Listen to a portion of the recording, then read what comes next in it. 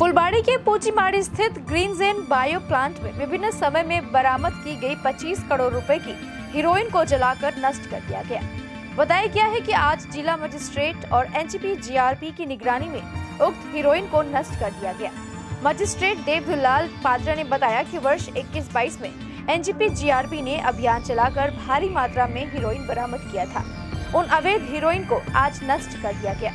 इस दौरान NJP GRP के IC Premasis Chattaraj, DSP GRP Vinod Chhetri, SOG OC A K. Ganguly समेत अन्य अधिकारी मौजूद थे।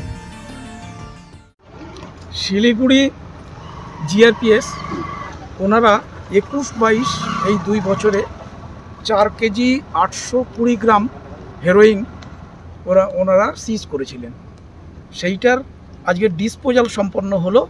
ডিসপোজাল আমরা করলাম চিফ জুডিশিয়াল ম্যাজিস্ট্রেট জলপাইগুড়ির নির্দেশে আমরা আজকে ডিসপোজাল করলাম এবং ডিসপোজাল একটা কমিটি আছে, ড্রাগ ডিসপোজাল কমিটি। সেই ড্রাগ ডিসপোজাল কমিটির সবার অ্যাপ্রুভাল নিয়ে আমরা আজকের আপনাদের সামনেই এই 4 কেজি 820 গ্রাম এর মধ্যে 50 গ্রাম স্যাম্পল রাখা আছে। ভবিষ্যতে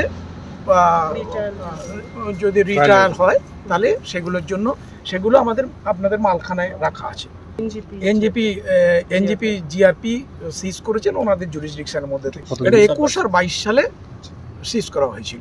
তারপর এই বিভিন্ন প্রসিডিওর মধ্যে থেকে যেতে গিয়ে ইলেকশন ছিল, ইলেকশনের আগে করার কথা ছিল, কিন্তু আমরা সবাই ব্যস্ত ছিলাম।